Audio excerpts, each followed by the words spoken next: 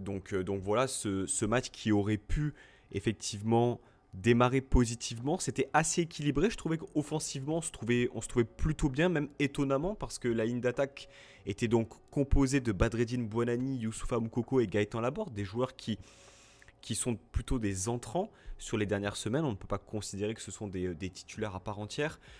Le contexte du match, on le connaissait, on va y revenir. Beaucoup d'absents autour de cette rencontre. Je crois que Francaise parlait de 13 absents en comptant les deux retenus, n'importe quoi. Des formations professionnelles. Les deux suspensions qu'ont dû, enfin les suspensions qu'a dû purger donc Sofiane Diop ainsi que Moïse Bombito.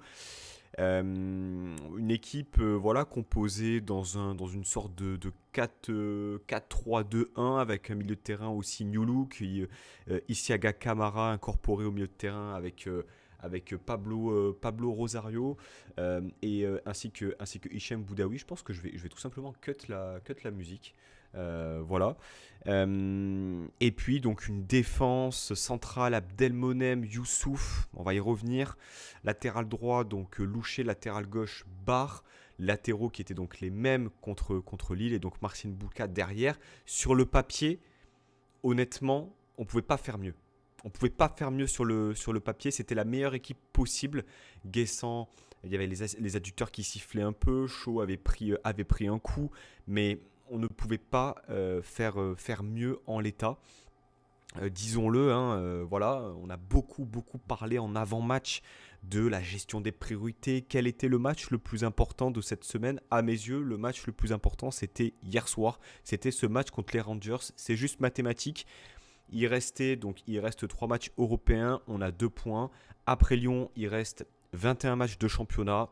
Voilà, c'est tout simplement ça. C'est bon pour moi quand on dit oui priorité à l'Europe, non, priorité au championnat, c'est que tout simplement on n'a pas su mettre les ingrédients nécessaires, on n'a pas été suffisant dans l'intensité, dans la continuité des rencontres pour pouvoir se permettre ce luxe de pouvoir jouer sur les deux compétitions. Bien sûr qu'il y avait des absents, bien sûr qu'on n'avait pas un effectif suffisamment garni hier soir pour pouvoir bien figurer. Maintenant, lorsqu'on regarde le parcours, et je vais y venir, le parcours, c'est quand même ce match donc contre la Real Sociedad, j'y reviendrai.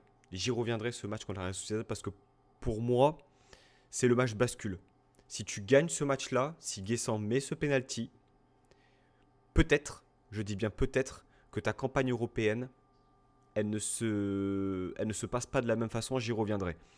Vient ensuite, dans l'ordre, ce déplacement à Rome, voilà, où là tu perds 4 buts à 1, circonstances, pluie diluvienne, etc. On a toujours trouvé des excuses à cette équipe. L'accident comme on l'appelait, c'était Ferencváros, 1-0 Twente. Alors, si le match dure 5 minutes supplémentaires, eh bien tu peux gagner le match. Tu te retrouves finalement avec donc 5 matchs, 2 points et un goal average, je crois que j'ai vu de -6. Voilà. Donc voilà, j'ai vu une stat effrayante. Donc on est sur la plus large défaite à domicile en Europe de l'histoire de l'OGC Nice. Voilà. Et on est sur 11 défaites sur les 14 derniers matchs européens de l'OGC Nice. Voilà. Donc quand j'entends des supporters et des gens que j'apprécie sur Twitter dire non, non, non, on joue le championnat, on n'a rien à faire en Europe, ben non, enfin je veux dire, je comprends pas, on a une forme de schizophrénie. On veut être ambitieux, on veut jouer l'Europe via le championnat. Une fois qu'on est en Europe, non, on n'est pas assez bon, donc on focus le championnat. Mais c'est un cercle infini, on n'y arrivera pas comme ça. La réalité, c'est qu'on est passé pour des pitres. On est passé pour des pitres hier soir et on est des pitres en Europe. Voilà, absent, pas absent, j'en ai rien à faire. Notre campagne européenne, elle est absolument honteuse. Voilà, on est 35e sur 36. Regardez le classement, il y a des clubs que je ne connaissais même pas qui sont devant nous ou qui ont le même nombre de points. Alors certes, mathématiquement, vous allez me dire, il reste 3 matchs, 3 finales, etc. On connaît ce déplacement à l'Union Saint-Gilloise qui a gagné J'ai vu cette semaine, ensuite déplacement en Suède, puis réception de Bodo Glimt qui a fait quand même, enfin, qui a perdu entre guillemets que 3-2 à domicile contre United en pleine reconstruction.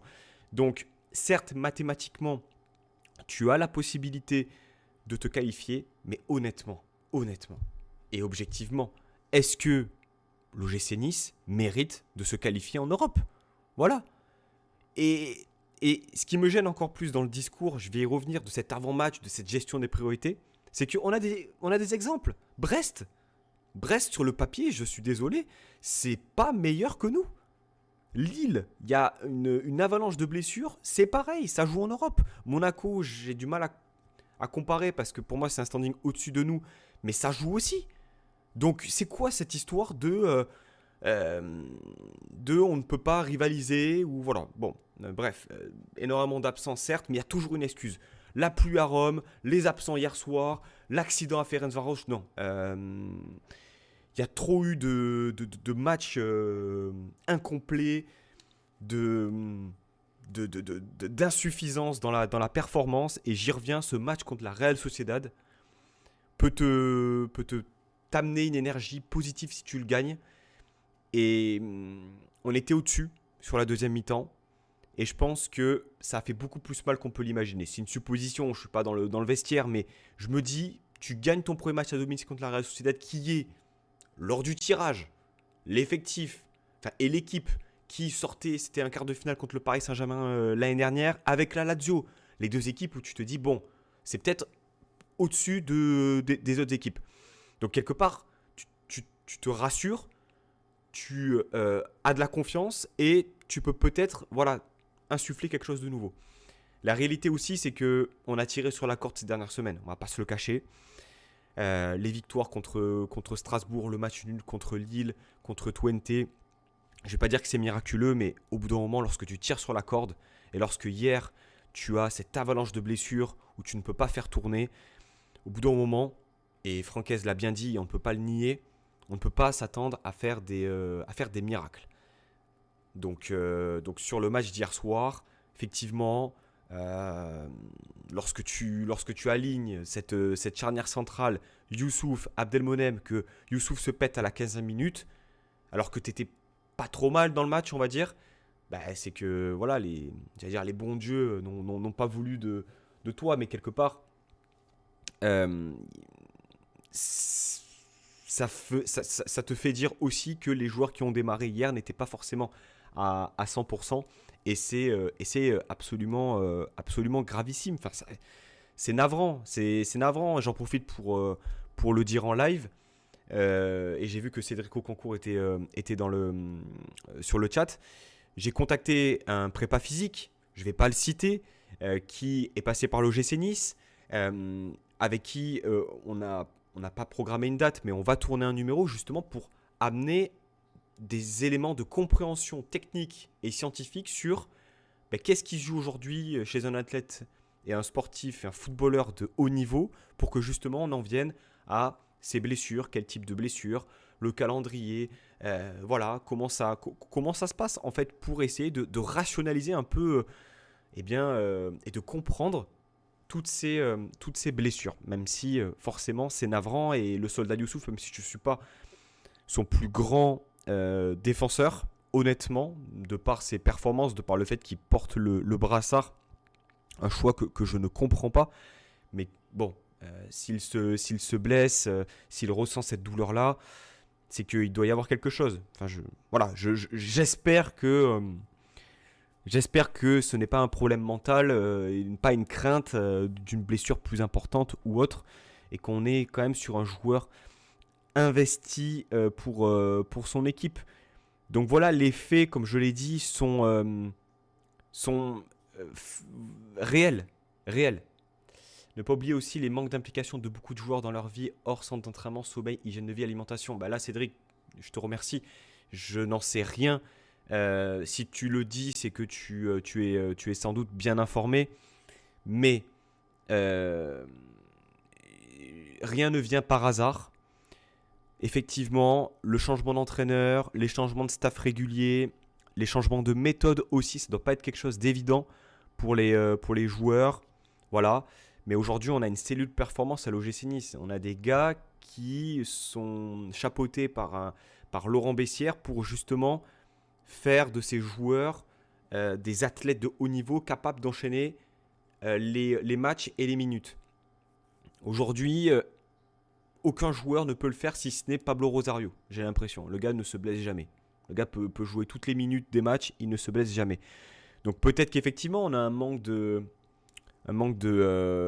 professionnalisme de la part de certains, on ne le saura pas.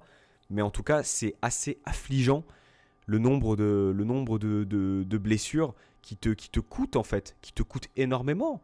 On va pas se le cacher, c'est multifactoriel de toute façon. On va revenir sur les cas un peu plus individuels, mais c'est multifactoriel. Si aujourd'hui tu es 35e, c'est parce que déjà tu n'es pas bon dans le contenu, mais c'est aussi parce que tu n'as pas pu mettre suffisamment de qualité et de profondeur d'effectif pour faire tourner et tenter d'accrocher plus de points et pour espérer. Même si, encore une fois, je le répète, mathématiquement, tu gagnes tes 3 derniers matchs, il y a de fortes chances que tu sois barragiste. Mais bon, tu as 2 points, il reste 3 matchs, tu as 2 matchs à l'extérieur. Voilà, enfin, je veux bien, je veux bien y croire, hein. Il y a aucun souci, hein. Donc voilà, je trouve quand même que dans les attitudes, malgré les absences, il y a des choses moi qui m'ont choqué, clairement. En fait, avec les jeunes introduits entre Nanju, alors je crois que c'est Sely la prononciation, Ilyes Sely. T'avais toujours Tom Louchy, Siaga Camara. Même si Louchy a un peu plus de bouteilles, tu te dis, allez, c'est pas grave si on perd. On peut faire des erreurs, on peut prendre des buts, mais quelque part, ça me gêne moins si ça vient de jeunes qui sont dans un processus d'apprentissage. Hier soir, le premier but, il est pour Abdelmonem. J'ai plus les buts en tête, mais t'en as l'appréciation Rosario Bulka honteux. T'as la passe en retrait d'Abdelmonem ratée. Et le dernier but, je crois que c'est le 4e, où Rosario, sur une transmission anodine, perd le ballon, se fait passer comme si c'était un Playmobil, revient en trottinant. Et c'est vraiment, cette image-là m'a hanté toute la journée et toute la soirée. Rosario avec le brassard autour du bras. C'est pas possible. Et oui, Cédric, tu le fais bien de le dire aussi. Shaw qui, sur le banc, se met à rigoler à 3-0. Il y a un problème dans ce club qui est beaucoup plus profond. On s'en fout. Les joueurs ne sont pas, comment dirais-je, mis en danger, quelque part. Ils ne sont pas bousculés.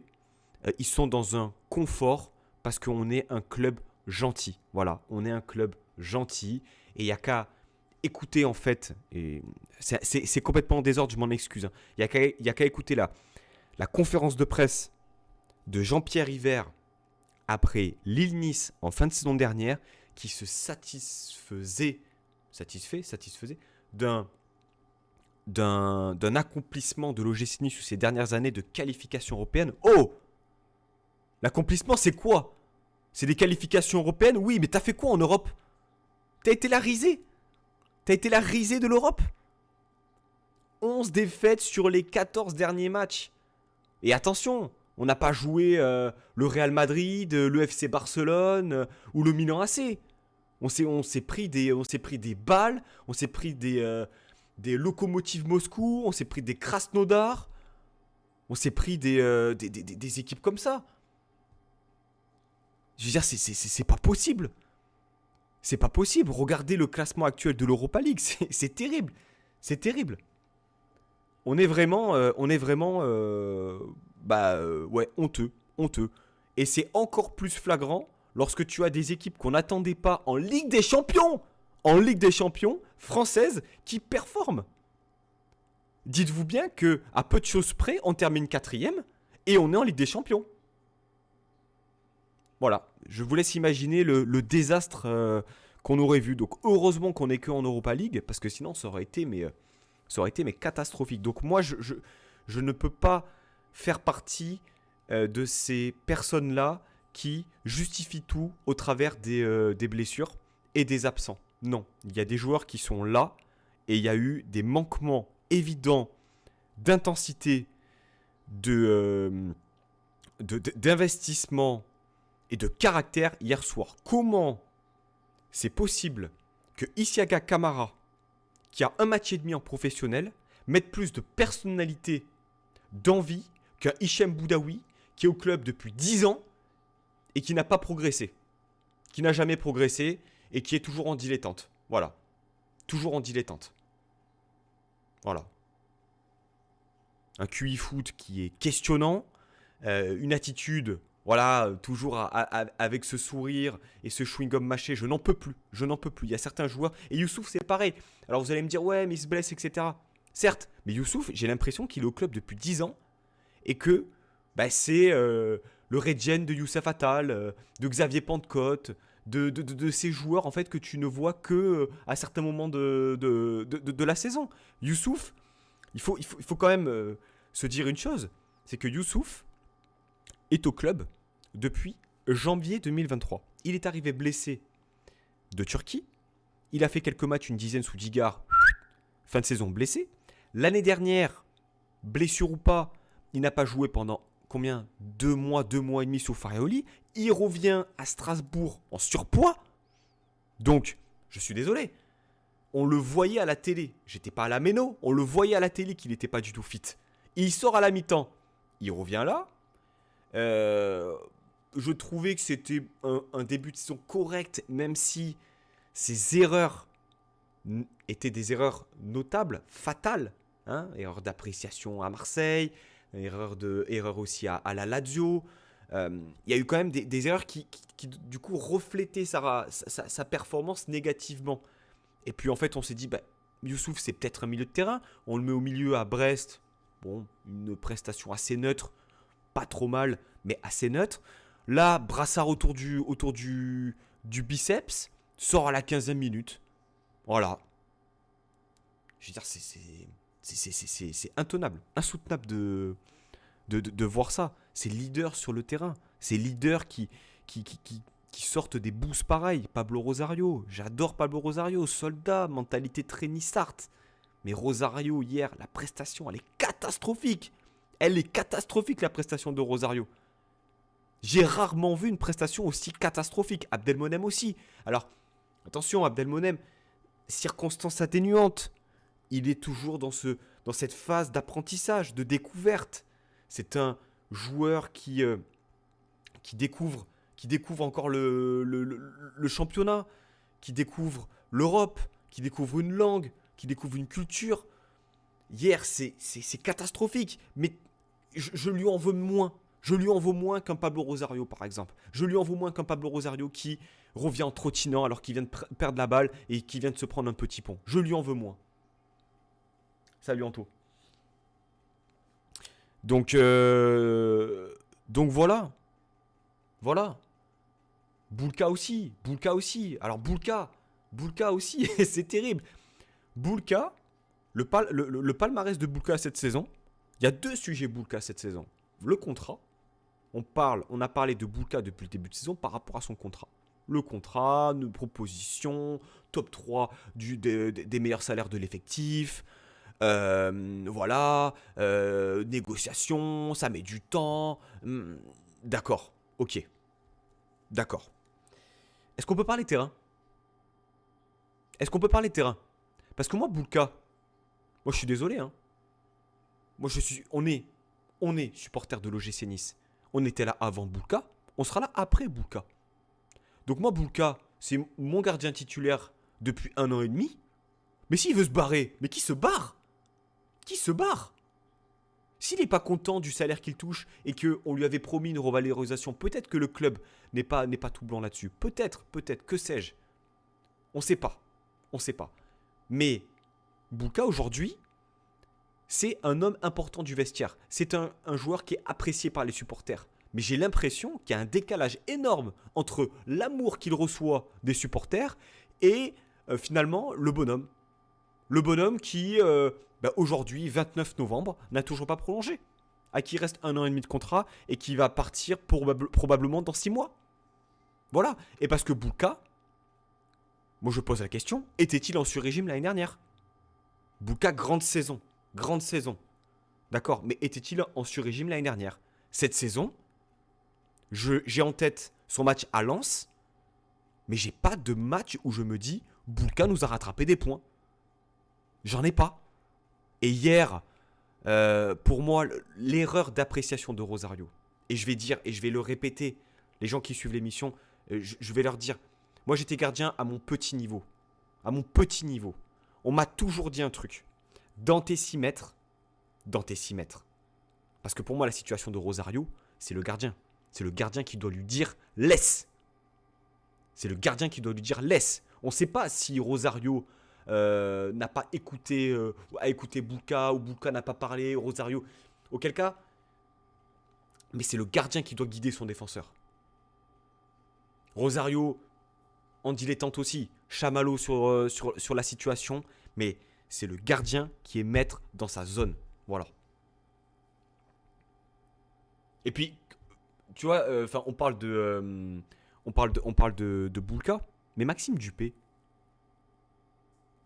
c'est quoi son rôle? Parce que Maxime Dupé, je veux dire, autant Teddy Boulendi, bon, je ne pense pas qu'il ait le niveau Ligue 1 et suffisamment de fiabilité pour être, on va dire, titulaire, ne serait-ce qu'en Coupe de France. Mais Maxime Dupé, c'est quand même un gardien qui a des saisons de référence au TFC. Voilà. Attention, calmez-vous. Je ne dis pas que demain il doit être titulaire, mais quelque part, je pense qu'on a besoin aussi de bousculer certains joueurs. Voilà, de bousculer certains joueurs. Et lorsque je vois les jeunes hier, entre Nandjou, même Sely et Camara, et en fait, excusez-moi, mais ils ont entrepris beaucoup plus de choses. Nandjou, moi je trouve que dans le marasme collectif, c'est très satisfaisant. C'est pas possible. C'est pas possible. Moi, il y a des choses qui me choquent. Rappelez-vous les débats qu'on avait sur Casper. On disait, ouais, Casper, il sort jamais, trop bon sur sa ligne, etc. Mais le problème, c'est que Bouka, déjà, n'est pas souverain dans sa zone, mais c'est que sur sa ligne, sur les dernières semaines, bah moi, je le trouve pas irréprochable. Je le trouve pas du tout irréprochable. Pas plus tard que contre Lille. Hein. Le premier but qu'on prend, regardez bien le placement des défenseurs, regardez bien le placement de Bouka, regardez bien le placement du tireur. C'est en dilettante.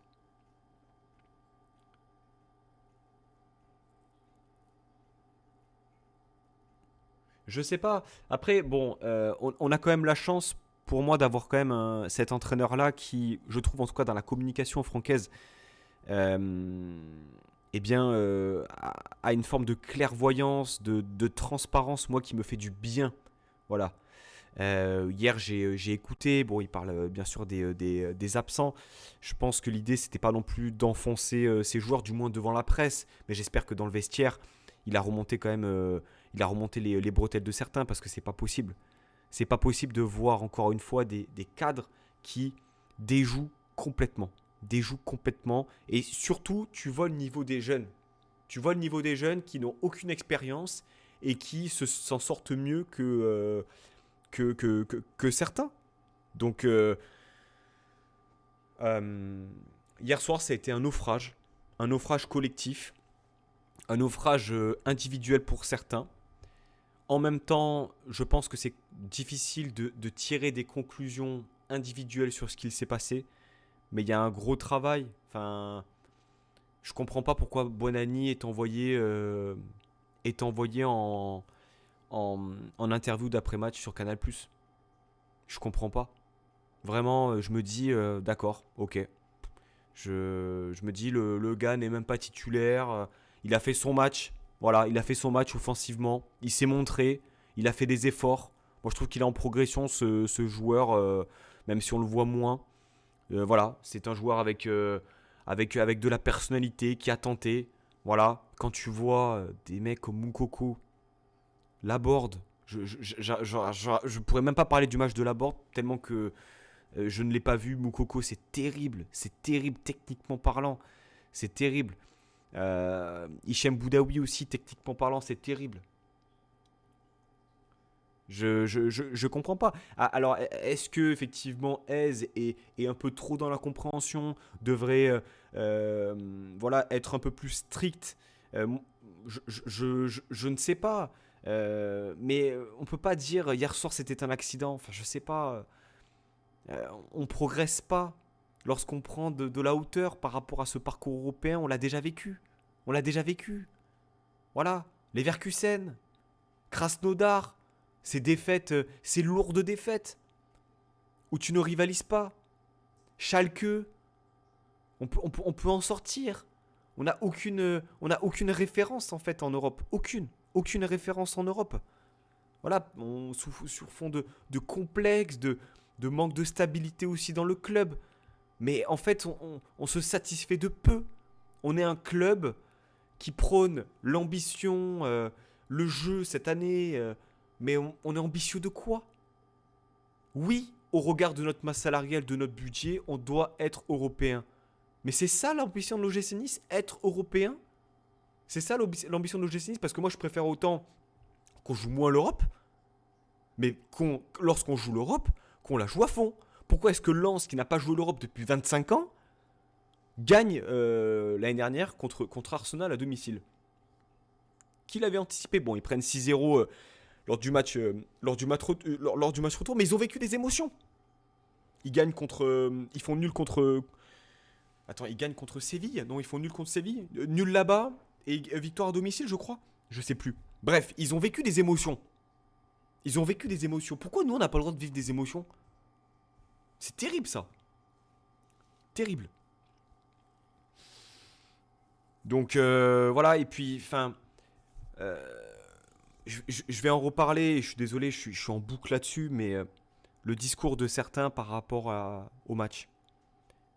Ah mais non, la priorité c'est le championnat. D'accord. Donc là on suppose que voilà, on va mettre toutes les forces dans le match de dimanche et qu'on va avoir un autre visage. Moi je le souhaite. Hein. Je le souhaite. On a invaincu depuis 8 rencontres en championnat. On doit relever la tête. J'espère qu'on fera le meilleur match possible.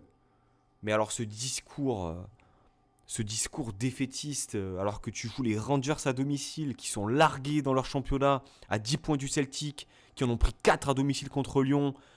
Je veux dire, on n'a pas joué non plus une équipe supérieure sur tous les points par rapport à nous.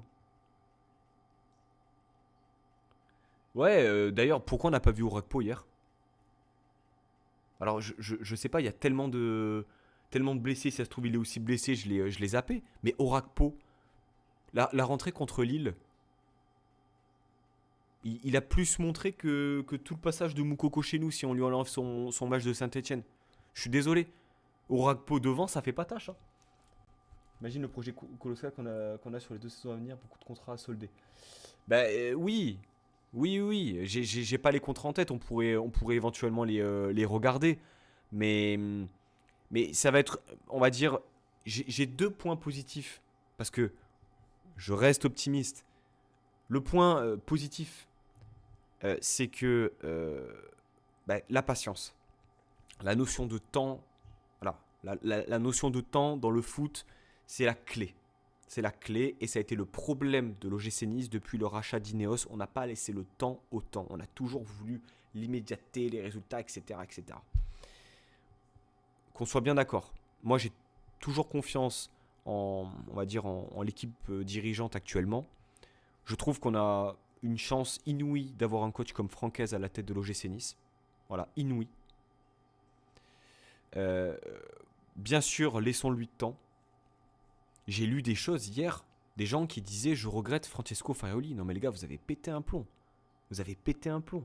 Certes, hier soir on en prend 4, mais pour rien au monde, je souhaiterais retomber dans le football qu'on a vécu l'année dernière, qui certes nous a apporté des résultats, mais qui nous a rarement, même quasiment pas, apporté des émotions.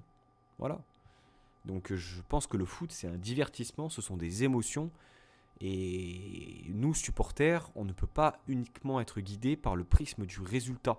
Ça reste un jeu, ça reste un divertissement.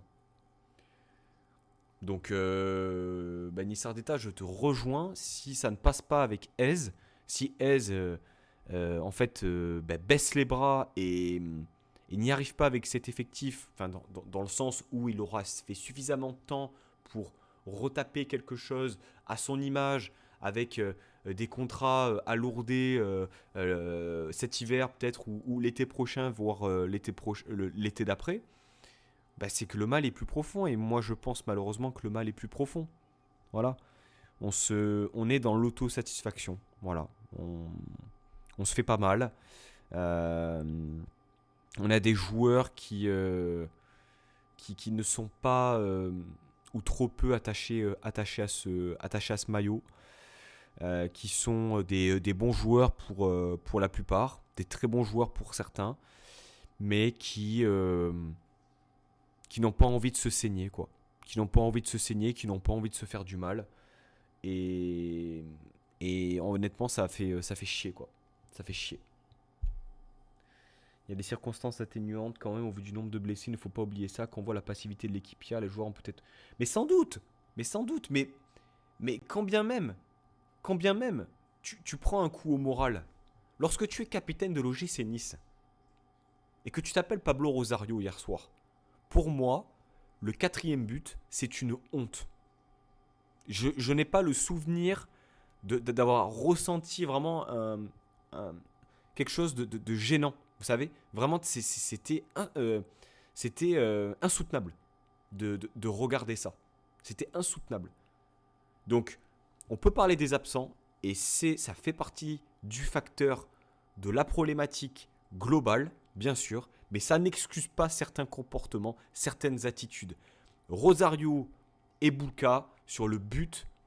Rosario, enfin on va dire sur le deuxième but, là où il se fait lober et l'attaquant met le deuxième but. Je crois que c'est le deuxième but, le but de Diomandé, hein, de mémoire. On n'est pas encore mort, je crois, à ce moment-là. Hein. Donc voilà. On est trop dans la compréhension. On essaie trop de leur trouver des excuses.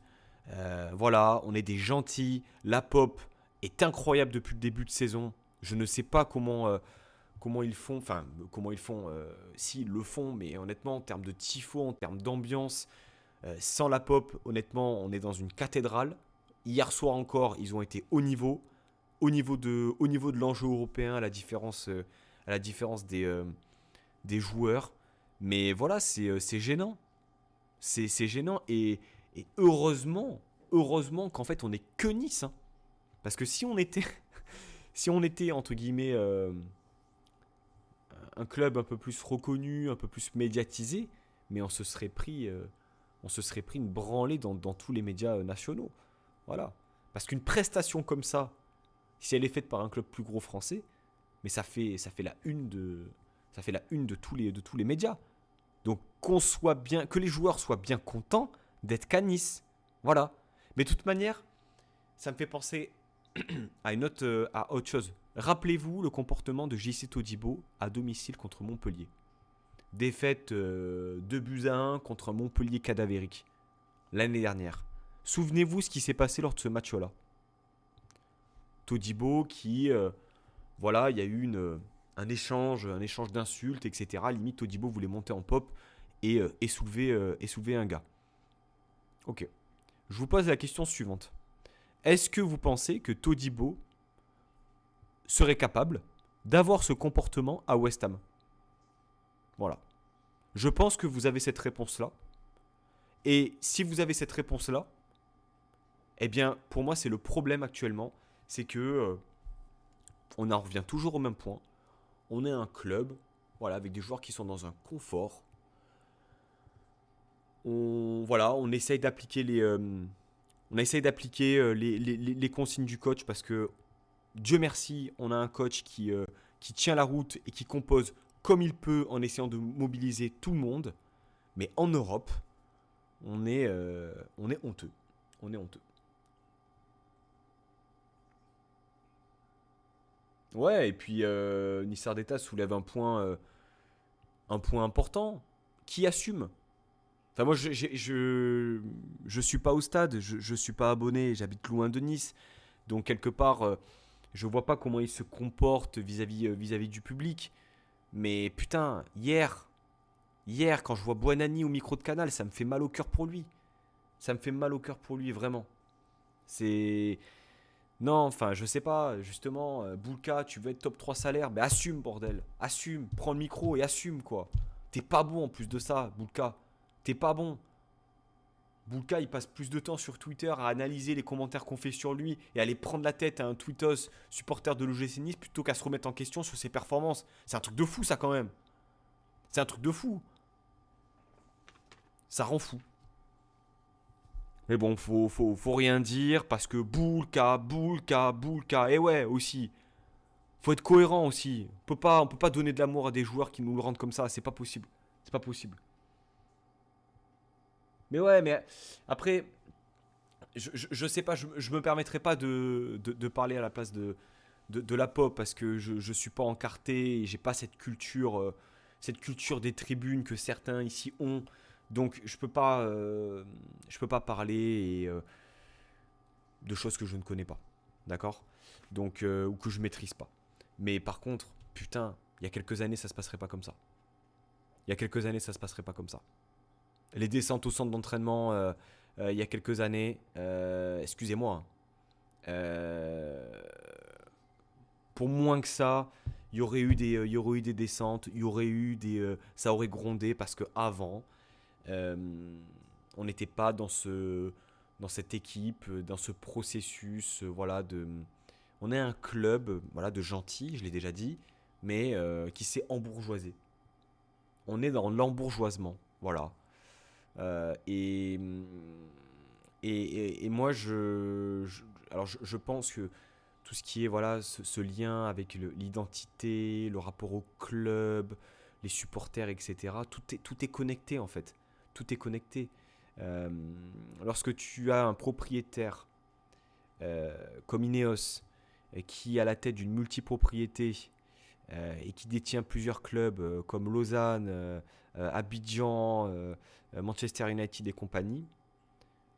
Alors, c'est un fléau, donc je sais qu'il y a d'autres clubs qui sont touchés, mais attention, mais lorsque tu vois que ton propriétaire a un désintérêt le plus total pour le club dans lequel il investit des millions, je veux dire en termes intérêt, je veux dire venir au match, parler à la presse, et pas parler au nom d'Ineos, parler au nom de l'OGC Nice. Voilà. Bah pour moi déjà, il y a un problème. Il y a un problème dans ce club. Euh, on entend trop peu Jean-Pierre River. Voilà. Mais Jean-Pierre River, je pense, est dans une... comment dire? Il a fait le job, quoi.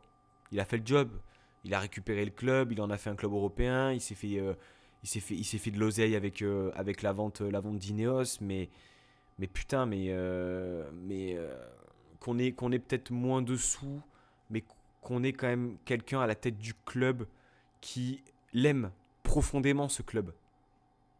Parce que je vous assure qu'en mettant à la tête de ce club et vraiment un investisseur, quelqu'un qui a de l'amour, qui soit pas forcément niçois, mais qui a de l'amour pour ce club et qui veut s'y investir humainement, financièrement, derrière, euh, tu ne demandes pas à une équipe dirigeante de faire le travail que peut faire ou que doit faire un investisseur. Ça se découle, ça coule de source. Les joueurs n'ont pas de caractère, tous s'endormis. Tu vois qu'on va terminer sans aucune victoire sur les 8 matchs. Bah, je sais pas, hein. Je sais pas, hein. Il reste 3 matchs, 3 finales. Tu sais, on est toujours dans ce truc-là de. On se met dans une position merdique. Arrivé dans la position merdique où on se dit, il faut absolument qu'on y arrive. Bah voilà quoi. Toujours ça. C'est toujours, on se met dans la merde et après on essaie de se créer une histoire, de se créer une épopée ou un storytelling ou voilà. C'est comme l'année dernière, un début d'année là, la Coupe d'Europe, la communication du club. On n'a pas gagné un match pendant 2 mois après ça. Je veux dire, vous voyez ce que je veux dire? On a l'impression que il y a quelque chose qui ne tourne pas rond. Mais j'arrive pas à le saisir, quoi. Je veux dire, moi, il y a plein de choses qui m'interpellent. Comment se fait-il que on attende. Alors là, je vais parler d'un sujet sensible. Mais comment se fait-il qu'on attende 2024, les 120 ans du club, pour faire quelque chose à la 86e minute? Expliquez-moi. Expliquez-moi. On est là, ouais, trop bien, ouais, trop bonne initiative. Mais putain, mais c'est normal en fait ça. C'est quelque chose qu'on aurait dû mettre ça, mais tout de suite, maintenant.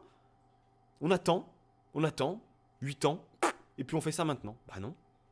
T'as l'impression qu'en fait on essaie de combler un retard qui a été pris. Voilà. On comble un retard sur la communication, on comble un retard sur euh, la connexion entre les supporters et le club, on comble un retard dans la formation, dans la préformation, dans le recrutement, dans tout en fait. Et voilà, on essaie d'être européen, voilà, mais bon, faut pas trop être, faut pas être ambitieux de trop, voilà. Faut avoir des bons joueurs, mais voilà, mais faut pas trop mettre d'argent, voilà. Faut être performant, mais on peut pas jouer sur les deux tableaux. Non, c'est toujours des si, c'est toujours des, faut pas trop, enfin c'est insupportable. Complètement, complètement, j'en ai pas parlé. Cédric me parle du coq sportif, terrible, terrible. Alors je sais pas exactement quel contrat il y avait à la base, mais mais c'est le coq sportif. Je me doute que c'est pas un contrat de 2 ans. Je pense qu'il y a une résiliation. Donc, donc voilà. Après, on récupère Kappa. Moi, sur le papier, bon, après voilà, je suis content parce que je me dis que ça peut sortir des beaux trucs. Mais on est passé complètement au travers des 120 ans, complètement au travers des 120 ans. On n'a pas fait de maillot collector. Je suis désolé. Je vais parler de Marseille. Ça va faire grincer les dents. Pour moi, leur maillot collector, c'est banger. C'est banger. Parce que derrière, t'as un maillot, t'as une pièce de collection, t'as du merch, t'as de la communication, voilà, t'as un truc. Putain, on a eu un hoodie, quoi. Non mais la gueule. La gueule du truc. Enfin bon. J'ai craché ce que j'avais à cracher. Cédric nous parle ouais, de réserve, les féminines aussi. Il y a plein de problèmes structurels. Structurels dans ce club, en interne, dans ce qu'il renvoie. La face visible de l'iceberg, c'est le terrain. Et lorsqu'un club est mal géré, quelque part, tu vois ce qui se passe dans la face visible de l'iceberg. En championnat, ça tient parce que, mine de rien, on a un bon coach et on a quand même des bons joueurs qu'on n'avait pas il y a 20 ans. Mais parce qu'aussi, on est en Ligue 1. Mais lorsque tu vois ce qui se passe en interne, faut pas non plus imaginer qu'on arrivera à faire des merveilles. Voilà. Un club structuré, un club bien structuré, permet, te permet de déplacer des montagnes. Voilà. Te permet d'avoir de l'ambition, te permet de viser loin en Europe. Ça n'a pas été le cas cette année. Une nouvelle fois, on stagne et on stagne. Voilà. Et là, on a quasiment balancé une compétition qu'on a mis 34 journées l'année dernière à aller chercher. Voilà. Donc bien sûr, on sera là. Hein. On sera devant notre télé, on ira faire les déplacements, on ira à gauche et à droite pour supporter l'OGC Nice parce que l'OGC Nice c'est notre club. Et même si demain ça tombe en N2, ce sera toujours notre club et on supportera le club comme ça. Parce qu'on l'aime profondément ce club. Seulement, on aimerait avoir des gens dans ce club-là, qui soient sur le terrain ou en interne, qui l'aiment autant qu'on peut l'aimer. Voilà. Donc j'avais envie de partager ça. Je suis désolé. Ça manque de structure. J'ai tout, j'ai tout, tout noté. J'ai tout noté et j'ai évoqué tout ce que je voulais voir avec vous. Je considère aussi qu'il faut de la patience, que j'ai confiance en notre coach actuellement, que j'ai confiance en notre directeur sportif, mais que on ne franchira pas un cap si eh bien on continue dans cette direction-là. Et quelque part, il y a des choses qui ne sont pas anodines. Voilà. Et puis pour terminer, en fait, je vais reprendre un propos de Maxime Baquet, qui s'étonnait de voir le coach toujours envoyé au front. Voilà. Francaise, merci. Merci d'assumer.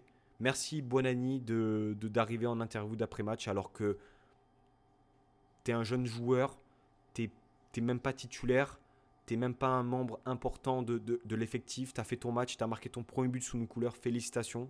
Bravo aux jeunes hier soir d'avoir montré du caractère, de la personnalité. Mais voilà, je pense que le club, le coach aussi, peut-être a besoin d'être préservé. Euh, Sans parler de sa santé, mais dans le sens où ça doit être un casse-tête semaine après semaine. Et on ne voit pas de figure forte, encore une fois, qui vient parler, qui vient rassurer. Voilà, il va y avoir un mercato dans un mois, on ne sait pas exactement combien on va avoir de moyens alloués, encore une fois. Est-ce que ça va bouger dans le sens des départs, dans le sens des arrivées? On ne le sait pas, quelque part. Voilà, il va y avoir des retours de blessures aussi. C'est un peu le flou. Dimanche, Lyon, un match très très important. Voilà, donc c'était.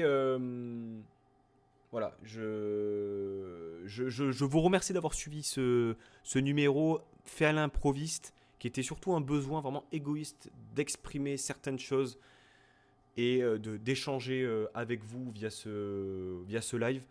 C'est la première fois que je le fais, généralement surtout dans des émissions où c'est un peu plus structuré, où c'est un peu plus à froid. Mais là, en fait, bah, ça fait du bien aussi d'exprimer certaines choses parce qu'on en a ras le cul de passer pour des pitres en Europe. Et c'est honteux et c'est gênant, en fait, surtout. Donc, on espère bien sûr de tout cœur que ça aille mieux les prochaines semaines en Europe et que ça continue en championnat. Mais au bout d'un moment, voilà quoi. Bien, j'ai quand même enregistré cette vidéo. Si les gens de YouTube seront intéressés ou pas, on le verra. Je vous souhaite une très très bonne soirée et puis à très vite pour l'émission de Lyon. On reviendra aussi sur les Rangers probablement. Passez un très très bon week-end et quoi qu'il en coûte, euh, on est là. Mambati Sionisart. Et puis bah, très très bonne soirée, très bon week-end à vous. Bisous.